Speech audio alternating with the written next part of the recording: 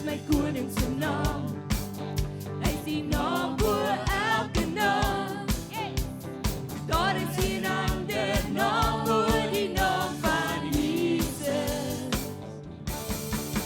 Ek bring aan hom die eer, want dit is Jesus wat regeer. En hom vertel word in Jesus naam. Kom en loof hom, hy is Heer. Hy is die koning van my lewe, hy is die koning van my hart. Kom en loof hom, hy is Heer.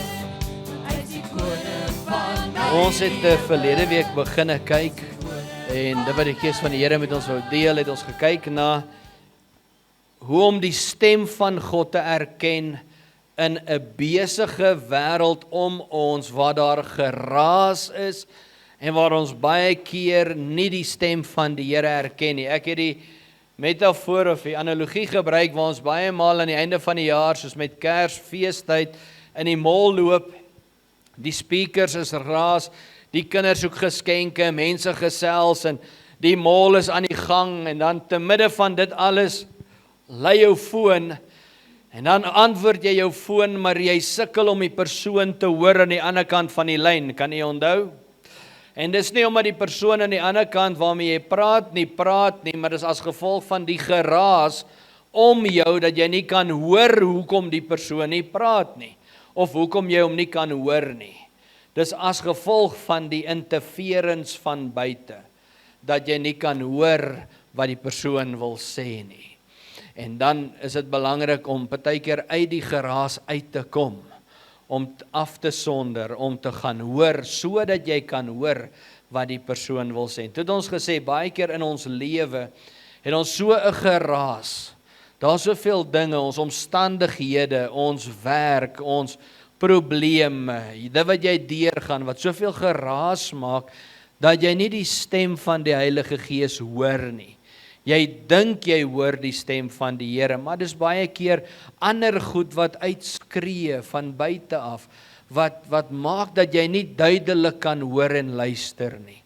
En dis hoekom ons hierdie week wat nou kom, ons vas en gebed week aanroep, somal so in die begin van die week, om so 'n bietjie die ore skoon te kry, die gees skoon te kry, die liggaam in lyn te kry met God se woord, sodat ons kan hoor wat die Gees van die Here wil sê. Nou, ek dank die Here vir my ouers, en ek dink die Here het vir my die beste ouers gesê, en ek wil dit net op sosiale media uitsê, want ek dink my ma luister so nou en dan, so mamma, ek sê net ek het die beste ouers, alright, so, Flippie maak seker sy hoor hierdie stukkie, okay. Maar daar was 'n tyd wat ek ook jonk was, en mense sou dit nooit dink nie, nê. En wat ek nie die soetste was nie, my pa het altyd gesê, as die ore toegestop word van die was, hy sê altyd, as 'n kind stout raak, dan raak die ore toe van was, dan maak jy die bas warm. So as die bas warm word, dan smel die was in die ore. Dan kan die kind hoor, want die bas is warm, dan smel die was, dan kan die kind hoor. Ek weet nie of dit sin maak nie. En wat gebeur is daar's tugtiging wat plaasvind, natuurlik nie mishandeling nie. Alright, tugtiging volgens God se woord, wat help dat jy kan hoor. En baie keer moet ons geestelik deur vasting en gebed gaan, om die geestelike was in die oor te laat smelt. Jy moet die bas so bietjie warm maak. Daar's geestelike tugtiging wat plaasvind, wat die liggaam, siel en gees in lyn moet bring, sodat ek kan hoor wat die Gees van die Here wil sê, dat ek my lewe in lyn kan bring. Daar's dinge wat ek moet doen, sodat ek kan hoor, dat ek my lewe kan in lyn bring, sodat ek kan sê, kan doen, kan hoor, wat God wil hê ek moet doen. En dis min of meer waaroor ons verlede week gesels het. En ek wil graag vanmôre aangaan, verskoon my, en 'n paar belangrike punte met u deel, aangaande die doel van vas. En dan as die Here wil, sal ons volgende week aangaan met 1 Petrus hoofstuk 3. Ons het verlede week 'n studie verlede jaar 'n studie daarvan gemaak.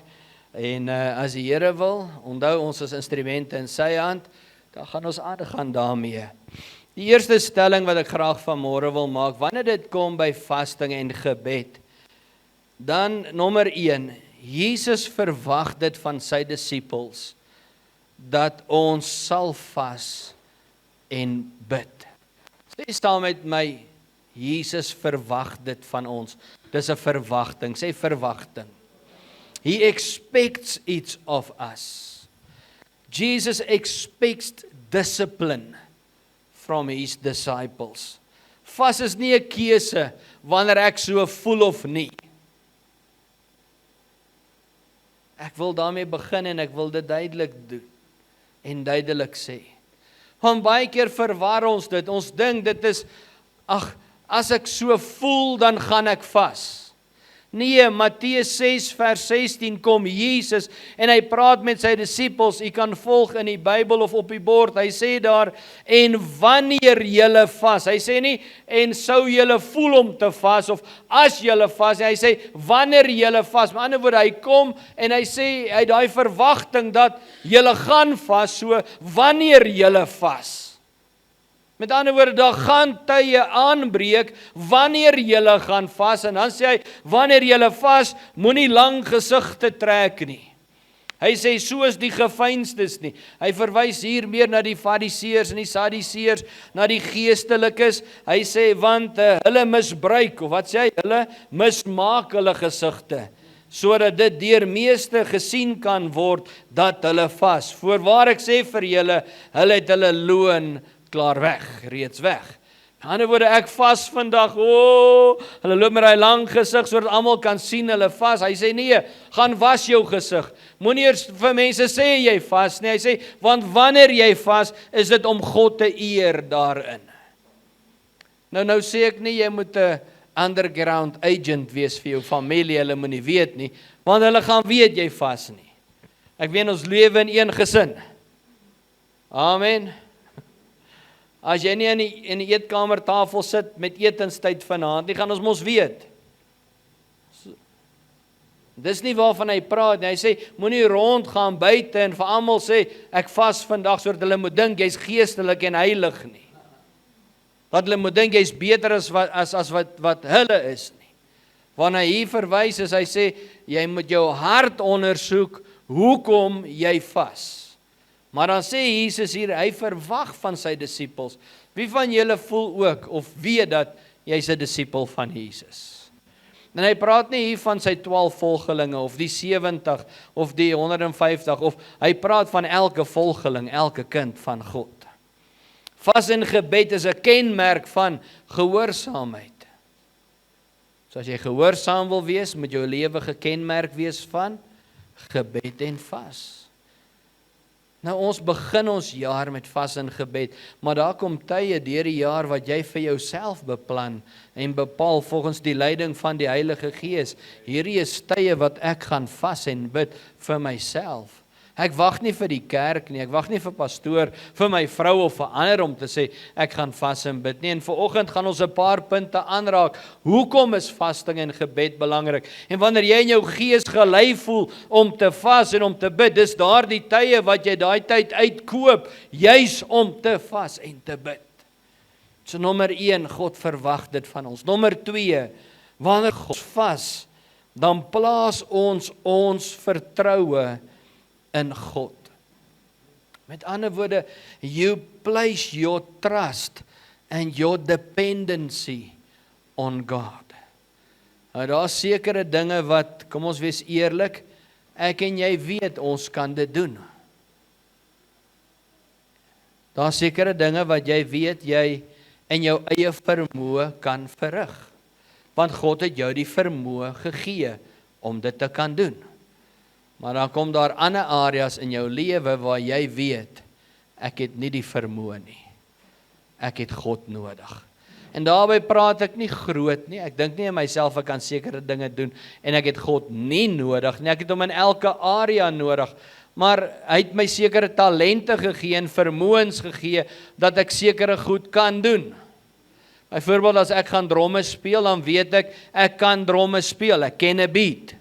So ek gaan sit en dankie Here dat U myself ek kan gaan dromme speel. Maar wanneer ons gaan bedien, dan vra ek hom om my te salf, sodat ek saam met ander in ritme kan speel. Dis 'n ander ding. Maar nou is daar iets anders wat ek moet doen, wat ek hom moet vra. Here, ek het 'n vermoë nodig om hierdie gemeente te lei. Gee my die wysheid soos wat U vir Salomo gegee het, om U volk te kan lei en hulle te kan lei in die weg waarin U hulle wil neem. Want ek weet ek het nie die vermoë nie. Dis heeltemal iets anders as om dromme te gaan speel. Verstaan jy wat ek probeer sê? En so gee hy vir jou die vermoë, maar vas in gebed aktiveer dit. So wanneer ek God aanroep, dan help hy ons. En wanneer ons vas en bid, deur vas en bid, verklaar ek en jy ons afhanklikheid van God meer as van kos. Ons afhanklikheid meer van God. Ons verskuif ons fokus van die natuurlike na die bonatuurlike. En baie keer vat ons mis hier, want ons gaan met ons paycheck en met ons 3 maande se bankstrokies en met die slippies van die werk af, en dan gaan ons bank toe en sê ons, Here, as dit U wil is, wil ek aansoek doen vir hierdie nuwe lening op hierdie kar. Julle moet my nou mooi hoor, en ek wil dit met liefde en respek sê. Nou gaan die bank en hulle sit in, ek het 50, kom ons sê, R20,000 inkomste, ek het R10,000 uitgawes, ek kwalifiseer vir 'n nuwe kar, volgens die bank se vereistes. Nou sê hulle, ek kwalifiseer, ek kan 'n kar koop. Nou bid ek, Here, as dit U wil is, laat dit deurgaan. Nou gaan dit nie deur nie. Dan gaan ek na die ander bank toe. Dan submit ek dit daar. Wat doen ek? Hier by die 3de, 4de bank wat ek try, gaan 1D, nou sê ek, dis die wil van die Here. Weet jy wat doen die bank? Hulle kyk na jou inkomste, jou uitgawes, jy kwalifiseer volgens 'n sekere vereiste. Nou het jy gekwalifiseer. Dis nie te sê dis God se wil nie. En baie keer vul ons goeders daarin wat nie 100% waar is nie. Ons eet R3,000 se kos, ons sit om R2,000 in. Julle hom al gesien? Ons tweak hom so 'n bietjie hier en daar. Pastoor, is mos onmoontlik om te weet hoeveel hamburgers eet ek elke maand. Ek sit hom net so hier en daar. Wat ek probeer sê is, as jy sekere goed insit, gaan die bank dit aanvaar. Nou wil ons later huil, want ons betaal meer, want ons het ander goeders gedoen wat ons nie moes doen nie. Wees versigtig as jy bid en sê, Here, as dit U wil is. As jy die eerste keer aansoek gedoen het en dit is afgekeur, is dit afgekeur. Vertrou die Here dan. Hoekom is dit afgekeur? Dit was met 'n doel. Amen. Moenie die werk uit die hande van die Here uitvat nie. God weet wat hy doen en hoekom hy dit doen en hoekom hy dit toelaat. Nou sê ek nie, jy moet nooit nie bank toe gaan nie. Daar's sekere tye wat jy moet gaan en sekere tye wat jy nie moet gaan nie. Maar jy moet by die Here hoor wanneer om te gaan en wanneer om nie te gaan nie. Maak dit sin? En jy moet vrede in jou hart hê. Dis baie, baie, baie belangrik. Wat het ons daar gesê? Vertrou volkome op die Here. Moenie die natuurlike op fokus nie, maar vertrou God vir die bonatuurlike. Die natuurlike kan enige tyd manifesteer, maar die bonatuurlike kom van die Here af. En vasting en gebed help ons om te fokus op die bonatuurlike, dit wat God nie kan doen nie. Ek en jy het getuienisse van hoe God ons deurdra. Matteus 6 vers 17, kom ons lees aan. Hy sê, maar jy, as jy vas, salf jou hoof en was jou gesig. Hy sê, sodat jy nie mense laat sien dat jy vas nie, maar jou Vader wat in die verborgenhede is, en jou Vader wat in die verborgenhede sien, sal jou in die openbaar vergelde. So wat sê hy? Was jou gesig. Nommer 3, vas en gebed aktiveer God se wysheid en leiding in ons lewe. Wie van julle het wysheid nodig? Wie het leiding nodig? Amen, meer as ooit van tevore. Vas en gebed, ons het nou gesê, maak ons geestelike ore oop. Wie het nodig om geestelike ore oop te maak? Jy het nodig om te hoor wat die Gees van die Here sê. Daar is sekere deals wat moet deurgaan, wat jy moet weet, nou moet ek stop. Of nou moet ek gaan. Jy het daai spirit in jou check, ons noem dit altyd so, dat check in jou spirit nodig. Hier moet ek nou iets doen of hier moet ek nou stop. Of wanneer jou Gees met jou praat, die Heilige Gees jou lei, nou moet ek iets doen of nou moet ek stil bly. Ons het dit nodig en vasting en gebed aktiveer daai stem van God se Heilige Gees. Dis nie net 'n klein stemmetjie op jou skouer nie. As 'n kind was ons geleer, die duiwel sit op die een skouer en die Heilige Gees op die ander een. Nee, dis nie net 'n klein stemmetjie nie, dis die Gees van God wat met jou praat. Erken sy stem. Nee, Pieter? Amen. Dis die Gees van die Here. Ken jy sy stem of ken jy nie sy stem nie? Iets het vir my gesê ek moet links draai. Wie's daai iets? Hy het 'n naam en dis God die Heilige Gees. Of iets het vir my gesê ek moet die chocolate steel. Dis nie die Heilige Gees nie, dis die duiwel. Ken sy naam. Vir wie luister jy? Want die Heilige Gees gaan nooit vir jou sê om te steel nie. Amen. Is daar iemand in die huis vanmôre? Wanneer ons vas, wat gebeur? Wanneer ons vas, dan deel ons met ons vlees. En daai vleeslike lus en sy drange word gekruisig. En wat gebeur dan? Ons word meer sensitief vir die leiding van die Heilige Gees. Dis amazing hoe sensitief en fyn ingestel jy kan word as iemand ver van jou of in jou huis biltong met geel vet oopmaak en jy lê in jou kamer. Het jy al agtergekom? Of jy lê in jou kamer en jy's besig om my chocolate hier so onder jou kussing en jou kinders is die 3de, 4de kamer, 4 kamers van jou al weg, man. Maar hulle is so fyn ingestel, jy maak daai whisper pakkie net so oop. En jy haal net, hulle is so ingestel, fyn. Ek weet nie hoe kry hulle dit reg nie. En vandag se daai het jy net 5 whispers in 'n pakkie. Hoe moet jy deel as jy 4 in 'n huis is? Amen. Jy sê, God wil hê wanneer jy vas en bid, moet ons so fyn ingestel wees, dat wanneer sy Gees met jou praat, dat jy kan onderskei, dat jy kan hoor, dat jy kan, jou sintuie moet so in sy Gees wees, dat jy wonder nie wie praat nie, jy weet, God het my nou gelei. Hy het gesê, wow, hy het gesê, stop, go.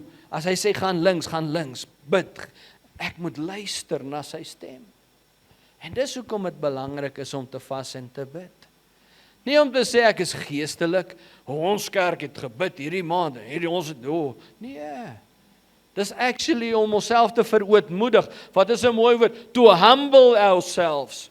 Om te verneder voor die aangesig voor die Here. We must go down so that we can go up with him. Our way up is to go down.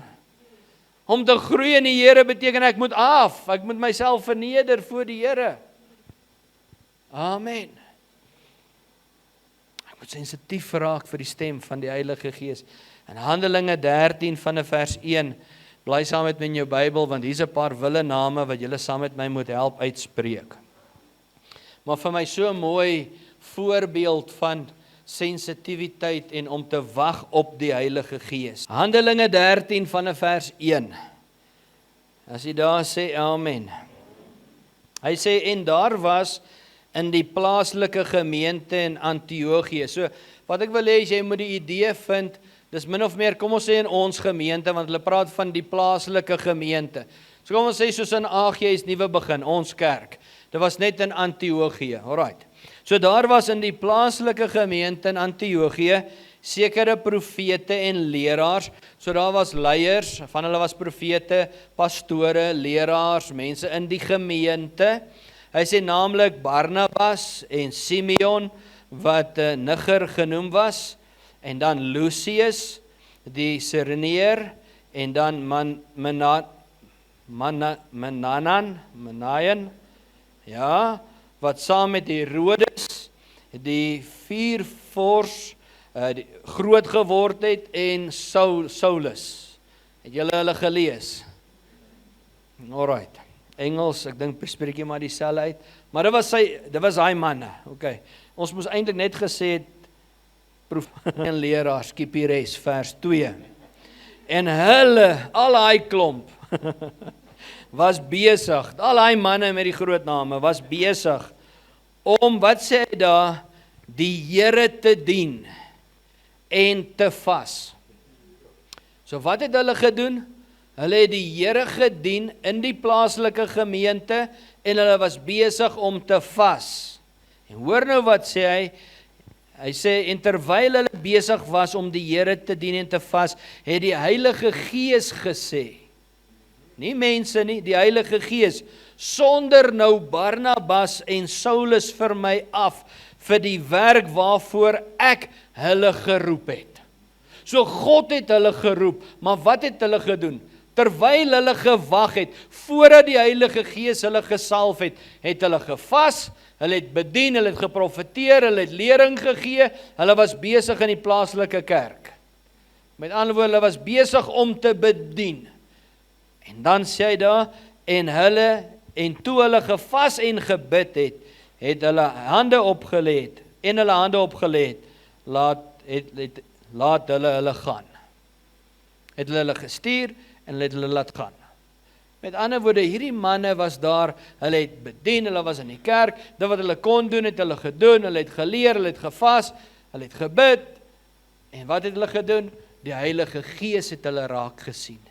En toe die Heilige Gees hulle raak sien, het hy hulle uitgehaal, hulle gesalf, hulle het vir hulle hande opgelê, en het hulle gestuur om verder te gaan bedien. Wie van julle het 'n begeerte dat God jou moet gebruik? Alright. So hy gaan jou of in die plaaslike gemeente gebruik, of hy gaan jou stuur. Maar een wat jou gaan salf, is die Heilige Gees. En hoe sien die Heilige Gees jou raak? By die TV, by die huis? Nee, besig om te dien. Besig om te bedien in die huis van die Here. Besig om te bid. Wat sê hy daar? Hulle het gebid en hulle het gevas. Sien julle dit? En dan sluit hy weer af, hy sê, en nadat hulle gevas en gebid het, met ander woorde die ander disippels, en hulle die hande op hulle gelê en hulle uitgestuur. So ons sien dat dit belangrik is. Amen. Nommer 4, 'n volgende punt wat ek wil maak is, vas en gebed vermeerder jou geloof en jou geestelike krag. Wie van julle smag ook na meer geloof en na geestelike krag?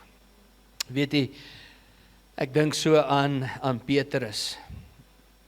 Nou Petrus het op die water geloop. En Petrus het saam met Jesus gewandel. Maar Petrus het ook Jesus verloon. Maar weet jy wat, Jesus het hom so herstel na sy verloning, dat toe Jesus uit die dood uit opstaan, toe sê hy, gaan roep vir Simon Petrus. En sê vir hom, ek het opgestaan. En hy kom terug by Jesus, en Jesus herstel sy geloof in so 'n mate, luister mooi. Nadat Jesus opvaar na die hemel, loop Petrus, en sy skaduwee val op iemand. En God genees daai persoon wat siek is. Hy raak nie mense aan nie. Net sy skaduwee raak aan mense. En hulle word genees. Sien jy hoe sy geloof gegroei? Maar wat dink jy, wat het daai geloof laat groei? Ek glo, deel van die proses wat hy moes deurgaan, vas in gebed en verhouding met die Here. Want as jy kyk, dan sê die woord, gaan studeer, hulle het continually, they fasted and prayed, seeking the face of God. Continually, aanhoudend, gebid en gevas, en op die Here gewag. Daar was baie keer dae, Ons het nou die ruk terug met julle gedeel, hoe dat hulle vir dae lank op die see verlore was, sonder kos. Vir dae lank in tronke was. Vir dae moes vlug vir hulle lewens.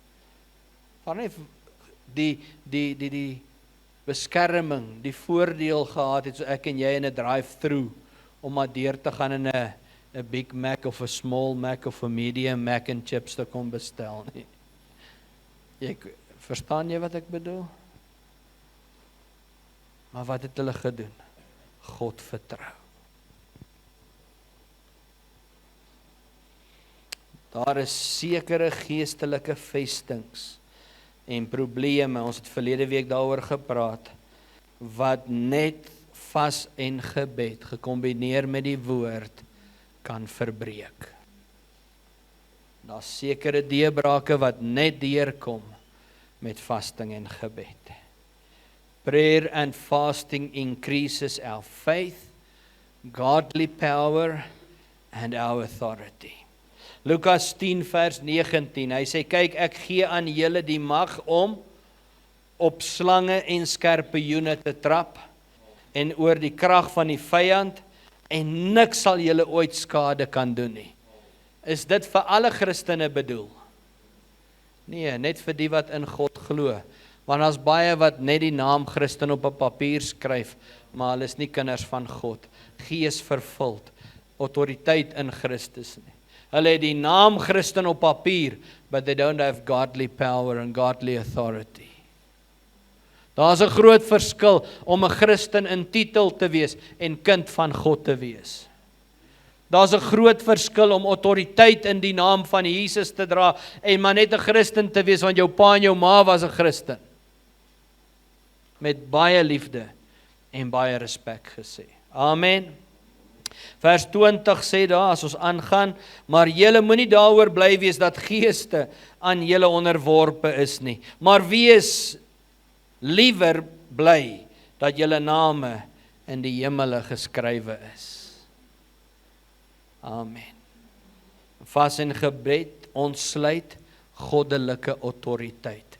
Do you want more authority in the spiritual realm? That even demons tremble when they hear the sound of the name of Jesus? Fasting and praying gives you that authority and that power. Dink aan daai 7 seuns van Skeba, wat die duiwel besweerders was. Hulle het gegaan na die huis toe waar die besetene was, om uit daai persoon uit die duiwels te gaan uitdryf, en hulle sê, ons kom na jou toe in die naam waarvan Paulus en Apollos en Johannes gepredik het, en die woord sê, hulle al 7 het naak uit vrees uit weggehardloop, uit daai huis uit daai een besetene wat in daai huis was. Hoe's dit nou? 7-1. Moenie met die duiwel speel nie. As jy nie weet wie jy in Jesus Christus is nie, die woord sê hy is magtig. God is almagtig. En ek advocate nie vir die duiwel nie, ek praat nie namens die duiwel nie, ek wil niks met die duiwel uit te waai nie. God wat ek dien is almagtig.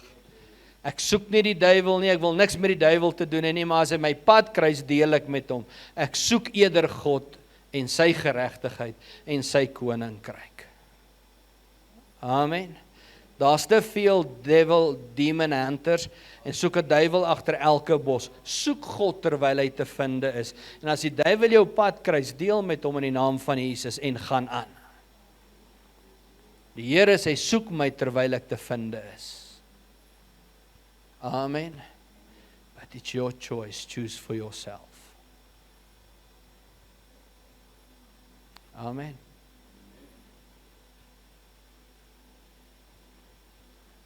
Mag ek 'n oomblik hier stil staan? Ek wil so 'n bietjie tyd dalk hier aan spandeer. Blaai saam met my in jou Bybel na Matteus 18 toe.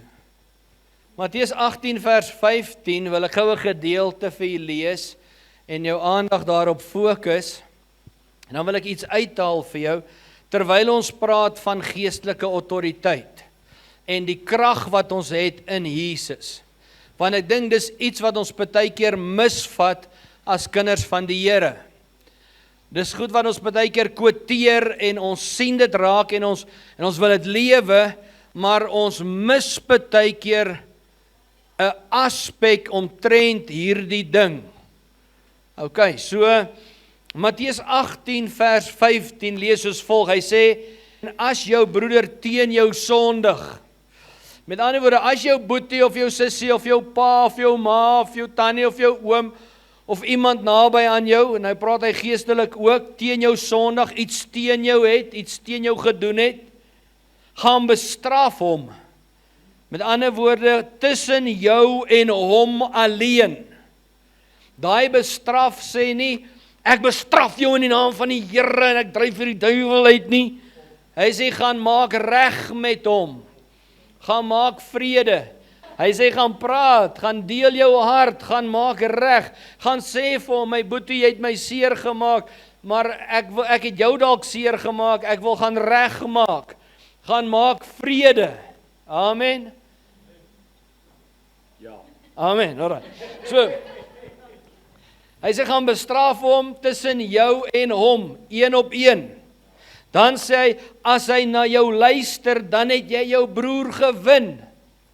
Maar hoor nou wat sê hy, maar as hy nie luister nie, neem nog een met jou saam, sodat in die mond van 2 of 3 getuies elke woord kan verstaan. So wat sê ons nou? Nou vat ek my sussie saam, maar nie sy vrou nie. So, want sy gaan sy kant vat. Nou sê ek vir Renier, Renier, kom bid saam met my, kom asseblief saam met my. My boeta, ek wil kom vrede maak, ek was nou al hier, ek en Renier is hier, ons wil kom vrede maak, vergewe my asseblief, kan ons vrede maak. Dis belangriker dat ons vrede maak as wat ons so aangaan. Nou is ons 2, kan ons vrede maak. OK, nou wat sê hy nou daar? Kom ons gaan aan. En as hy na hulle nie luister nie, sê dit aan die gemeente. Dis die 3de vlak. En as hy na die gemeente nie luister nie. Met ander woorde, ek was die eerste maal daar. Ek het my boetie saamgebring. Nou deel ek dit met die gemeenteraad of met die leierskap of met die kerk. Met ander woorde, my broer wil nie vergewe nie. Ek wil vra, ek wil hulp hê. Ek hardloop nie dadelik na die gemeente toe en biskinder vir Pieter soos wat baie dit doen nie.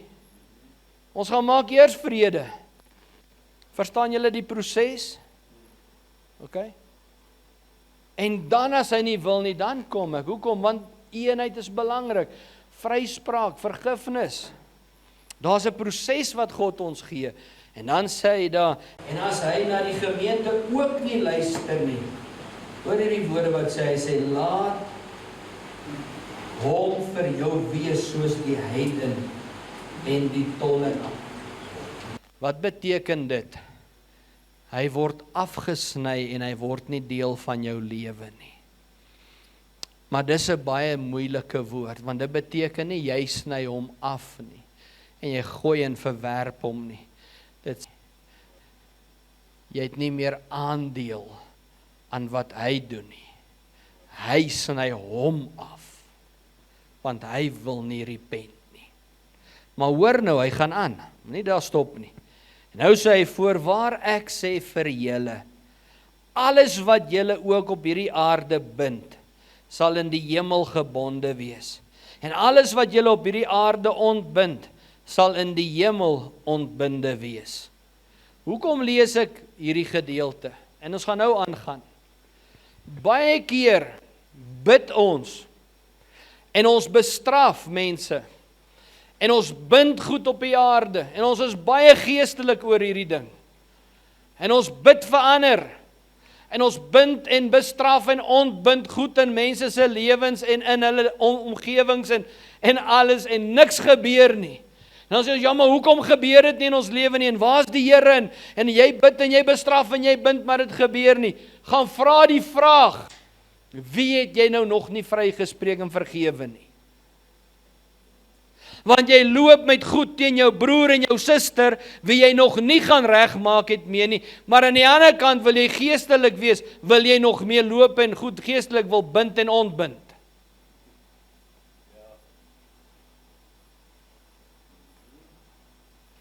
Hoe gaan God met sy goddelike autoriteit en krag? Aan die een kant sê hy, spreek vry, maak vrede, aan die ander kant sê hy, okay, wat jy ook al bind, sal ek bind en ontbind. Hy kan mos nie deel hê aan ongeregtigheid, en net in die volgende vers is hy deel van geregtigheid nie. Hy kan nie aan die een kant goed seën en aan die ander kant goed curse nie, maar ons klik dit nie.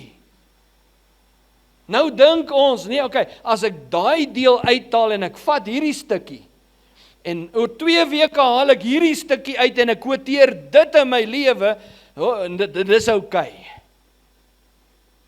Ek kan nie net kies wat my pas nie. Ek kan nie net vir Pieter preek wat ek wil hê hy moet hoor, en ander verse kan ek maar vergeet van, en nou maar maak net wat ek wil nie. Ek kan nie vir almal maar preek wat ek wil preek, maar ek hou aan seer maak, en hou aan teleurstel, en hou aan doen wat ek doen, en verwag nou maar, almal moet my altyd, elke keer maar net vergewe, want die Bybel sê vergewe, maar jy gaan nie en herstel en restoreer, en maak reg wat jy verkeerd gedoen het nie.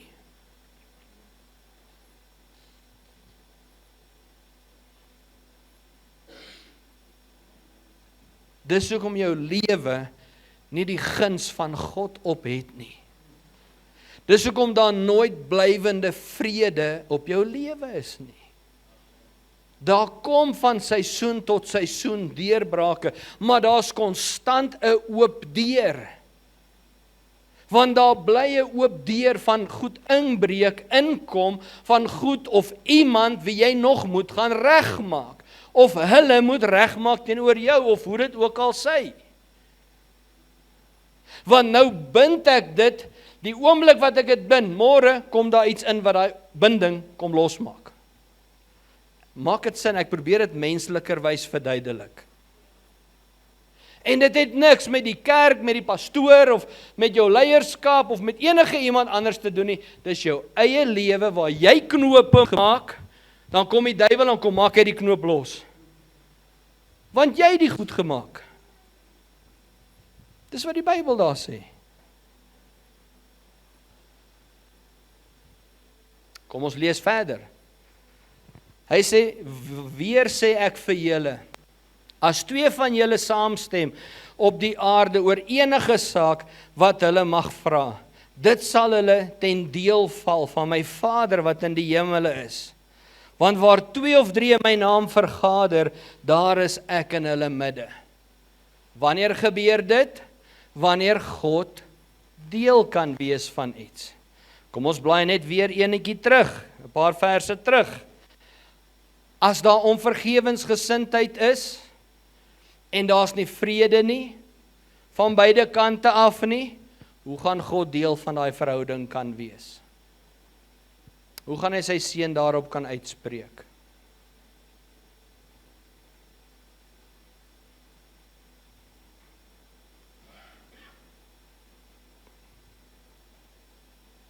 Kom ons gaan een dieper, Jakobus 4 vers 6.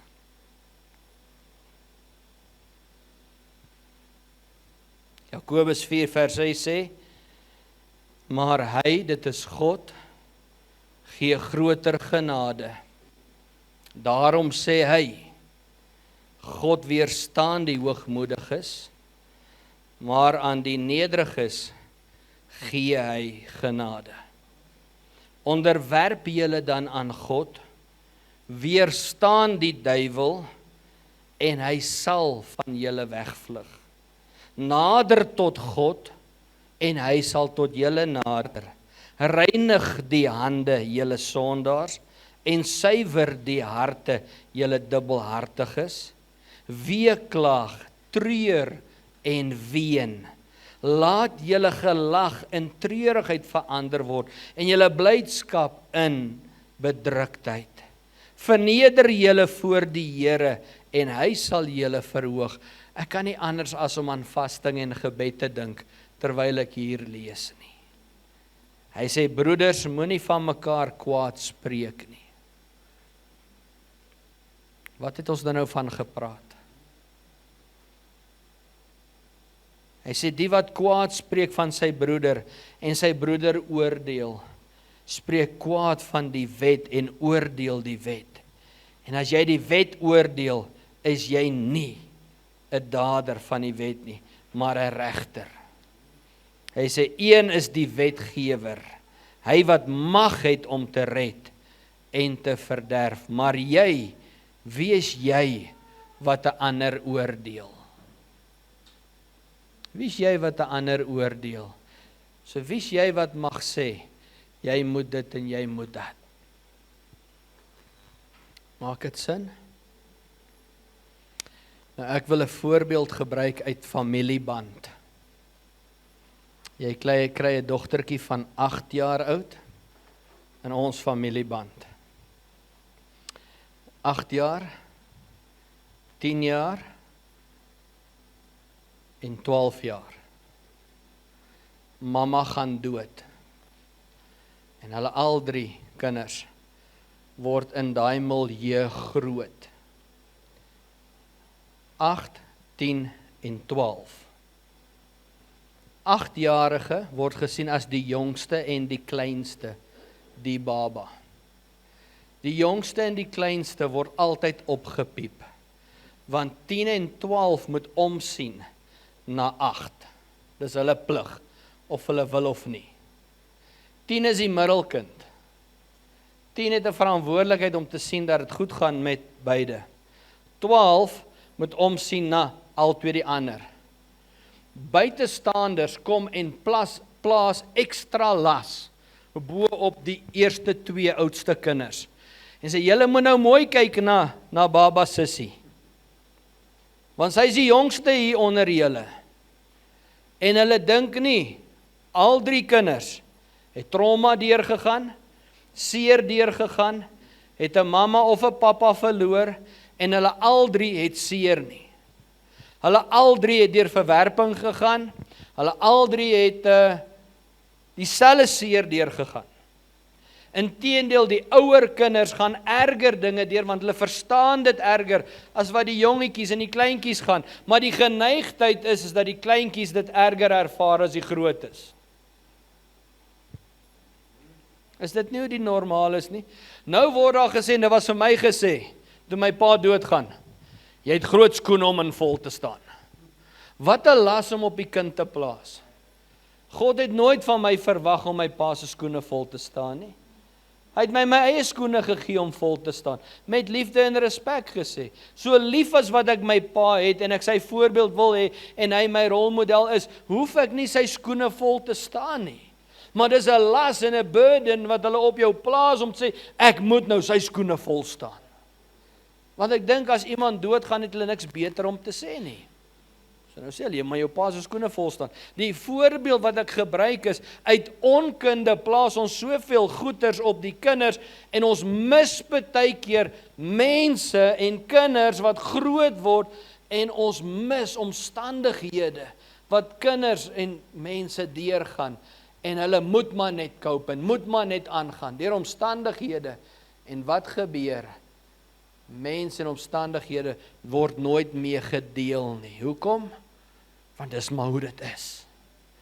En nou kom die oudste wat 12 jaar is, en hulle begin rebelleer en opstaan. Jy moet maar weet, jy moet maar verstaan. Nee, wat is hulle situasie anders as die 8-jarige kind?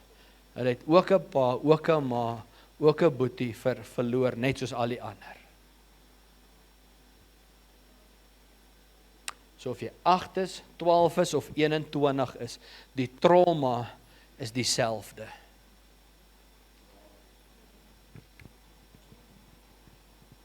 Maar ons as mens word partydig. Mag ek dit persoonlik maak? Tannie Betty, oom Hansie, julle het nou 2 jaar terug, dis 2 jaar al, né? Ouma Betty verloor. Wat is die verskil tussen julle? 'n seun en dogter. Julle albei mis haar. Is 'n dogter en is 'n seun. Nou sê omdat jy 'n seun is dit vir jou anders as vir 'n dogter. Dis gevoelloos. Ek kan mos nie dit sê nie. Omdat jy volwasse is of omdat sy by julle gebly het, mis jy haar meer.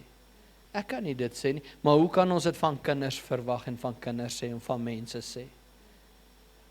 Maar kom dit by bediening, dan wil ons baie keer slim wees, of ons verwag van mense om, nee, maar jy moet dit nou anders te hanteer. Weet jy het nou al Bybelskool gedoen 3 keer, so jy moet nou al hierdie goeters verstaan teen die tyd.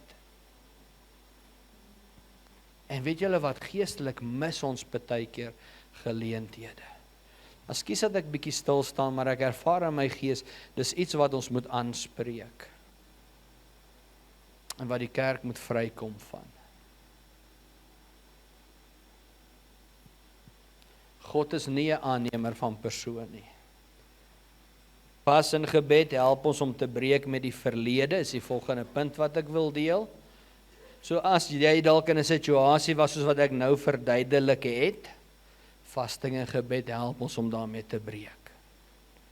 Of jy die jongste of die kleinste is, ons almal het 'n storie om te vertel, baie het trauma waarmee hulle moet deel, so let us not judge one another. There is allow the Holy Spirit to heal each other and grow through our trauma, of dit te kom, en ons raak genees in Jesus naam. Amen.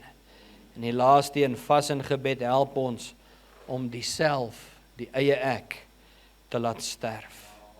Daai vlees te kruisig, daai selfsug te onderdruk, te onderwerp aan Christus Jesus. 2 Korintiërs 5:14 sê, want die liefde van Christus dring ons. Wat is dit wat jou druk om te doen wat jy doen? Paulus sê, dit dring my. Dis die liefde van Christus. Hoekom is jy vanmôre hier? Die liefde van Jesus. Onthou julle daai liedjie wat ons gesing het? Amen, die liefde van Jesus dring ons, druk ons.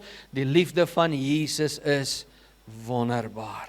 Dis gebed en vasting wat daai bonatuurlike, bo-menslike krag van God in ons lewe aktiveer vir die bonatuurlike deurbrake in ons lewe. Mag ek vanmôre afsluit en vra, wie van julle het 'n deurbraak in jou lewe nodig?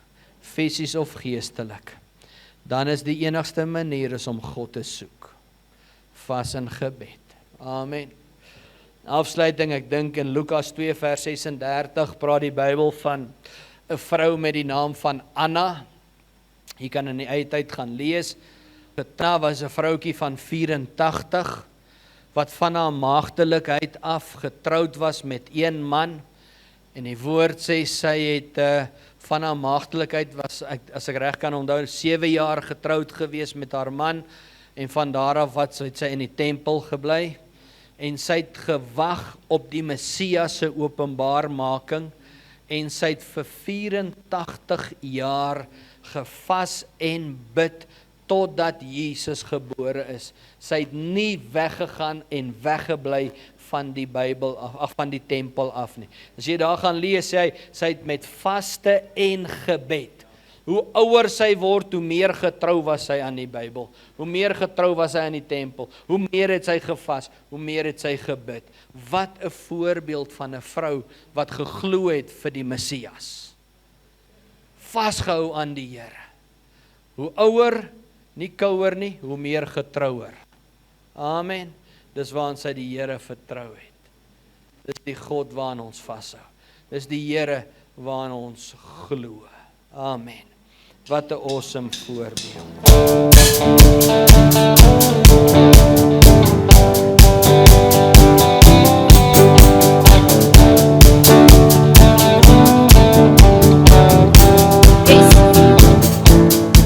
It's time for the reign of God. It's time for your light to shine. It's time for the kingdom of our God to be revealed. It's time for authority. It's time for your majesty. It's time for the kingdom of our God to be revealed. In these days of wars and famines, in these days when hearts grow cold, in these days of growing darkness, there's a story to be told. So